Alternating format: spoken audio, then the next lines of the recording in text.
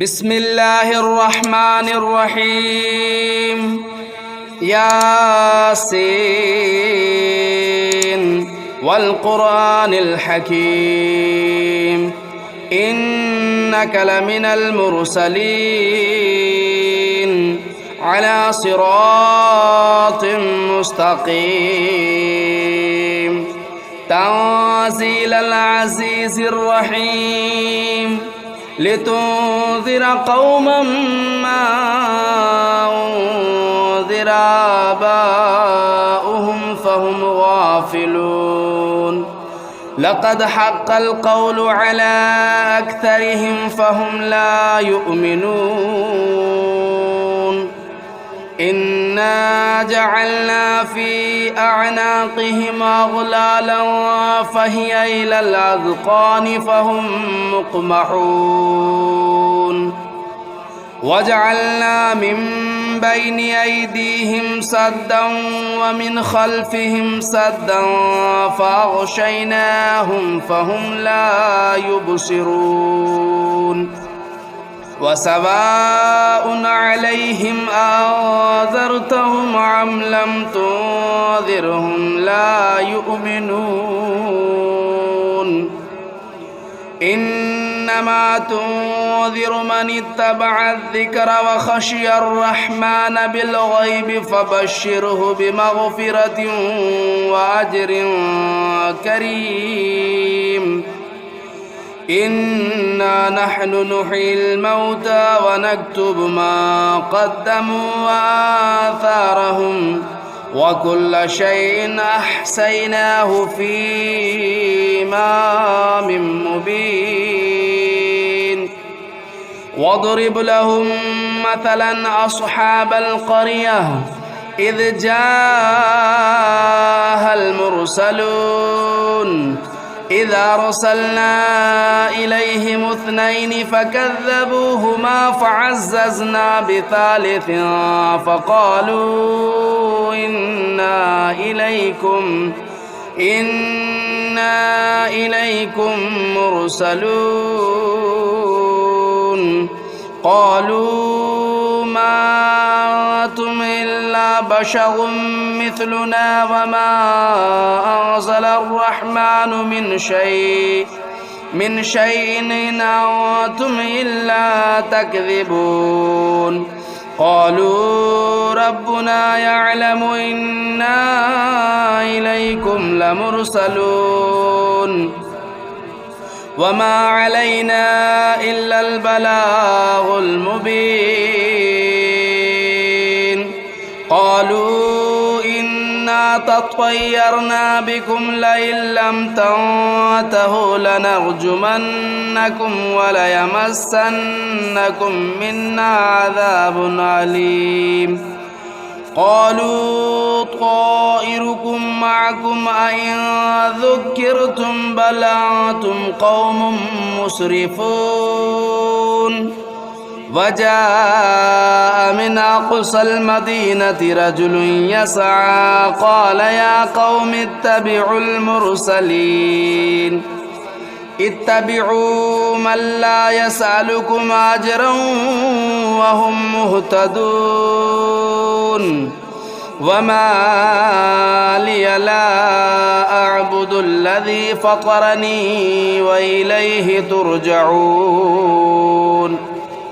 أتخذ من دونه آلهة إن يردني الرحمن بضر لا تغن عني شفاعتهم شيئا ولا ينقذون إني إذا لفي ضلال مبين إني آمنت بربكم فاسمعون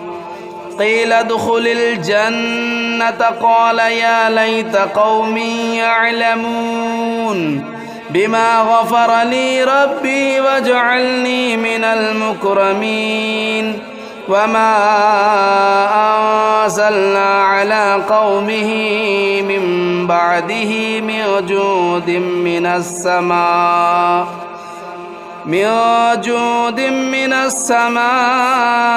وما كنا منزلين إن كانت إلا صيحة واحدة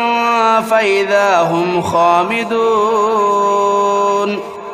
يا حسرة على العباد ما يأتيهم من رسول إلا كانوا به يستهزئون ألم يروا كم أهلكنا قبلهم من القرون أنهم إليهم لا يرجعون وإن كل لما جميع لدينا محضرون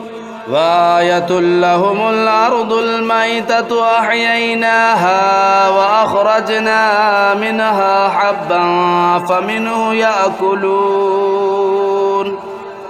وجعلنا فيها جنات من نخيل وأعناب وفجرنا فيها من العيون ليأكلوا من ثمره وما عملته أيديهم أفلا يشكرون سبحان الذي خلق الأزواج كلها مما تنبت الأرض ومن أنفسهم ومما لا يعلمون وآية لهم الليل نسلخ منه النهار فإذا هم مظلمون والشمس تجري لمستقر لها ذلك تقدير العزيز العليم والقمر قدرناه منازل حتى عاد كالعرجون القديم لا الشمس ينبغي لها أن تدرك القمر ولا الليل سابق النهار وكل في فلك يسبحون وآية لهم أنا حملنا ذريتهم في الفلك المشحون وخلقنا لهم من مثله ما يركبون وإن نشأ نغرقهم فلا صريخ لهم ولا هم ينقذون إلا رحمة منا ومتاعا إلى حين وإذا قيل لهم اتقوا ما بين أيديكم وما خلفكم لعلكم ترحمون وما تأتيهم من آية من آيات ربهم إلا كانوا عنها معرضين وإذا قيل لهم أنفقوا مما رزقكم الله قال الذين كفروا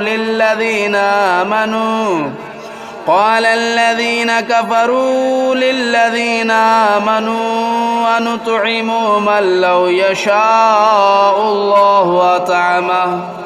إن أنتم إلا في ضلال مبين ويقولون متى هذا الوعد إن كنتم صادقين ما ينظرون إلا صيحة واحدة تأخذهم وهم يخصمون فلا يستطيعون توصية ولا إلى أهلهم يرجعون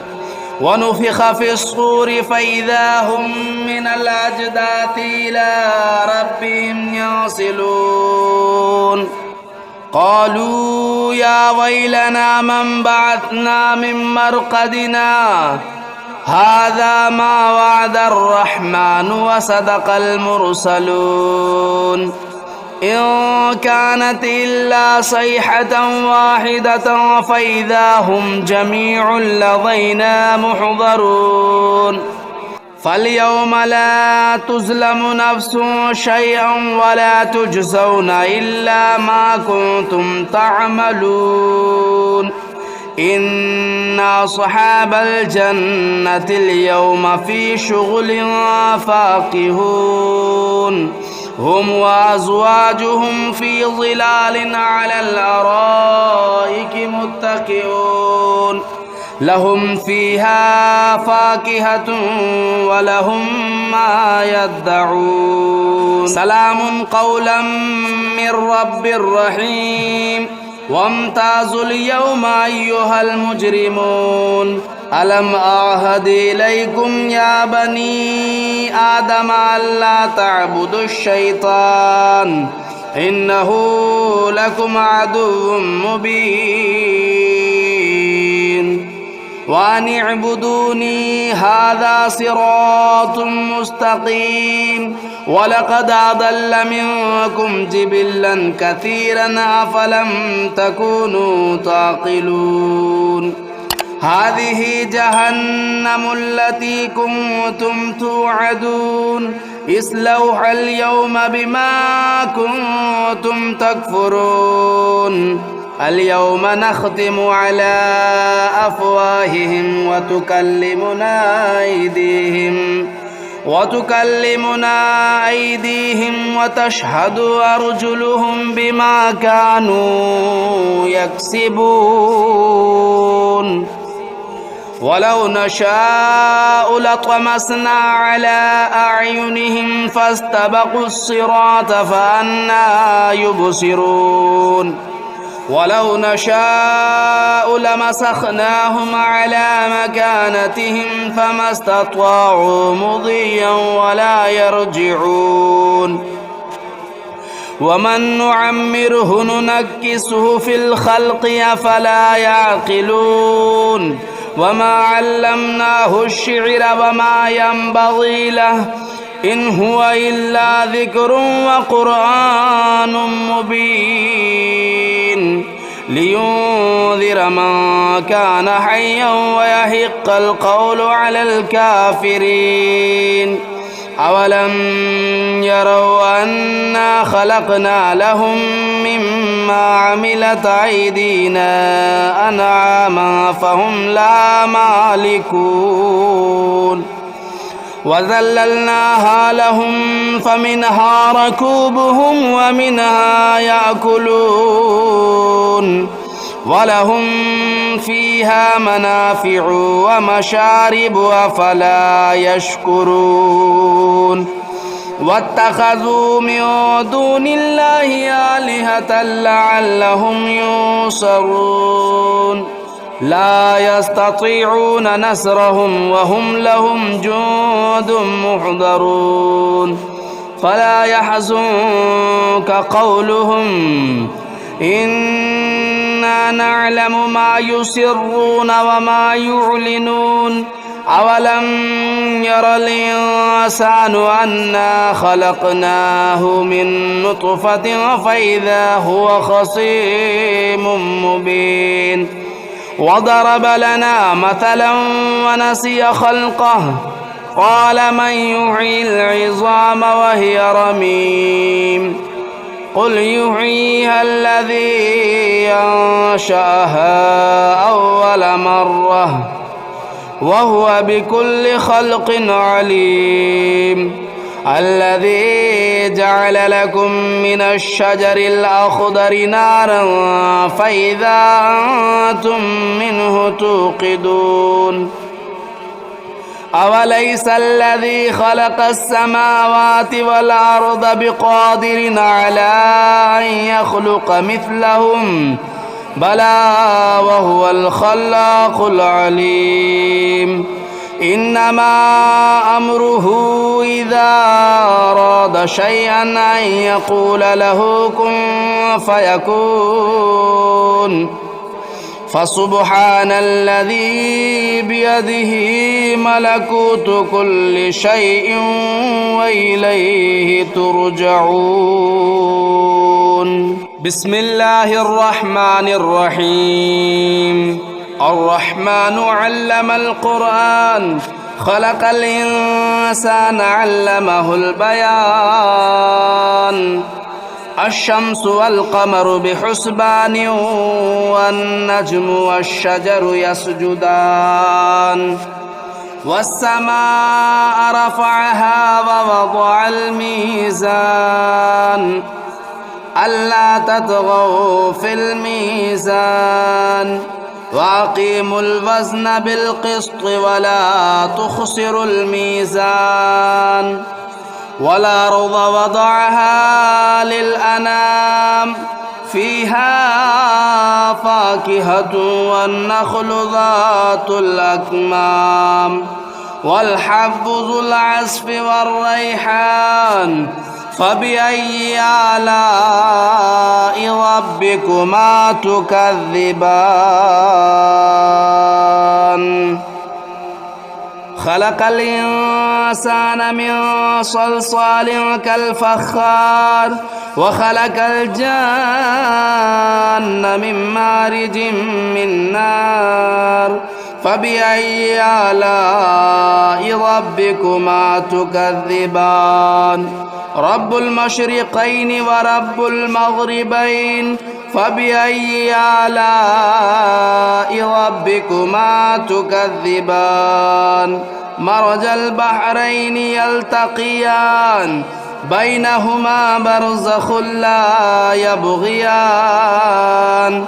فبأي آلاء ربكما تكذبان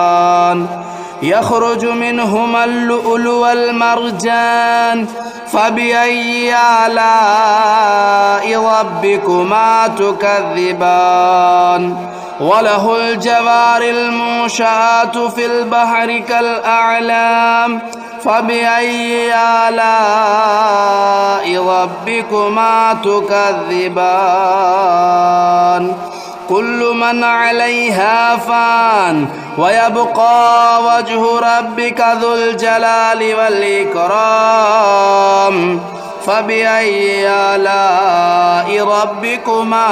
تكذبان يسأله من في السماوات والأرض كل يوم هو في شأن فبأي آلاء ربكما تكذبان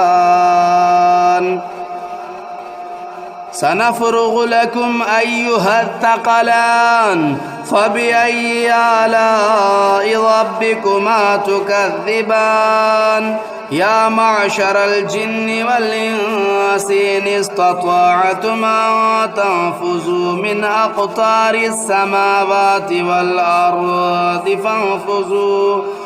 لا تنفذون إلا بسلطان فبأي آلاء ربكما تكذبان يرسل عليكما شواظ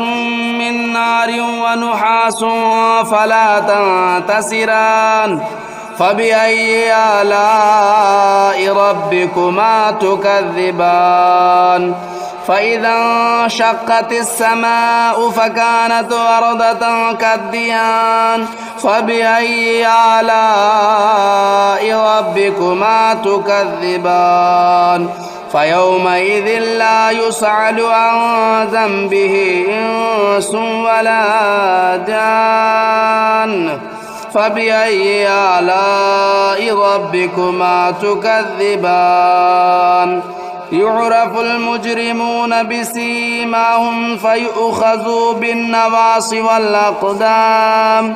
فبأي آلاء ربكما تكذبان هذه جهنم التي يكذب بها المجرمون يطوفون بينها وبين حميم آن فبأي آلاء ربكما تكذبان ولمن خاف مقام ربه جنتان فبأي آلاء ربكما تكذبان ذواتا أفنان فبأي آلاء ربكما تكذبان فيهما عينان تجريان فبأي آلاء ربكما تكذبان فيهما من كل فاكهة زوجان فبأي آلاء ربكما تكذبان متكئين على فرش بطائنها من استبرق وجنى الجنتين دان فبأي آلاء ربكما تكذبان فيهن قاصرات الطرف لم يطمثهن إنس قبلهم ولا جان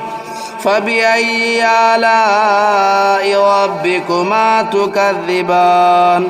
كأنهن الياقوت والمرجان فبأي آلاء ربكما تكذبان هل جزاء الإحسان إلا الإحسان فبأي آلاء ربكما تكذبان ومن دونهما جنتان فبأي آلاء ربكما تكذبان مدهامتان فبأي آلاء ربكما تكذبان فيهما عينان نضاختان فبأي آلاء ربكما تكذبان فيهما فاكهة والنخل والرمان فبأي آلاء ربكما تكذبان فيهن خيرات حسان فبأي آلاء ربكما تكذبان حور مقصورات في الخيام فبأي آلاء ربكما تكذبان لم يطمثهن إنس قبلهم ولا جان فبأي آلاء ربكما تكذبان متكئين على رفرف خضر وبخري حسان فبأي آلاء ربكما تكذبان تبارك اسم ربك ذو الجلال والإكرام بسم الله الرحمن الرحيم تبارك الذي بيده الملك وهو على كل شيء قدير الذي خلق الموت والحياة ليبلوكم أيكم أحسن عملا وهو العزيز الغفور الذي خلق 7 سماوات طباقا ما ترى في خلق الرحمن من تفاؤت فارجع البصر هل ترى من فتور ثم ارجع البصر كرتين ينقلب إليك البصر خاسئا وهو حسير ولقد زينا السماء الدنيا بمصابيح وجعلناها رجوما للشياطين وأعتدنا لهم عذاب السعير وللذين كفروا بربهم عذاب جهنم وبئس المصير إذا ألقوا فيها سمعوا لها شهيقا وهي تفور تكاد تميز من الغيظ كلما ألقي فيها فوج سألهم خزنتها ألم يأتكم نذير قالوا بلى قد جاءنا نذير فكذبنا وقلنا ما نزل الله من شيء إن أنتم إلا في ضلال كبير وقالوا لو كنا نسمع أو نعقل ما كنا في أصحاب السعير فاعترفوا بذنبهم فسحقا لأصحاب السعير. إن الذين يخشون ربهم بالغيب لهم مغفرة وأجر كبير. وأسروا قولكم أو اجهروا به إنه عليم بذات الصدور. ألا يعلم من خلق وهو اللطيف الخبير. هو الذي جعل لكم الأرض ذلولا فامشوا في مناكبها وكلوا من رزقه وإليه النشور. أأمنتم من في السماء أن يخسف بكم الأرض فإذا هي تمور أم أمنتم من في السماء أن يرسل عليكم حاصبا فستعلمون كيف نذير. ولقد كذب الذين من قبلهم فكيف كان نكير. أولم يروا إلى الطير فوقهم صافات ويقبضن ما يمسكهن إلا الرحمن إنه بكل شيء بصير. أمن هذا الذي هو جند لكم ينصركم من دون الرحمن إن الكافرون إلا في غرور. أمن هذا الذي يرزقكم إن أمسك رزقه بل لجوا في عتو ونفور. أفمن يمشي مكبا على وجهه أهدى أمن يمشي سويا على صراط مستقيم. قل هو الذي أنشأكم وجعل لكم السمع والأبصار والأفئدة قليلا ما تشكرون. قل هو الذي ذرأكم في الأرض وإليه تهشرون. ويقولون متى هذا الوعد إن كنتم صادقين. قل إنما العلم عند الله وإنما أنا نذير مبين. فلما رأوه زلفة سيئت وجوه الذين كفروا وقيل هذا الذي كنتم به تدعون. قل أرأيتم إن أهلكني الله ومن معي أو رحمنا فمن يجير الكافرين من عذاب أليم. قل هو الرحمن آمنا به وعليه توكلنا فستعلمون من هو في ضلال مبين. قل أرأيتم إن أصبح ماؤكم غورا فمن يأتيكم بماء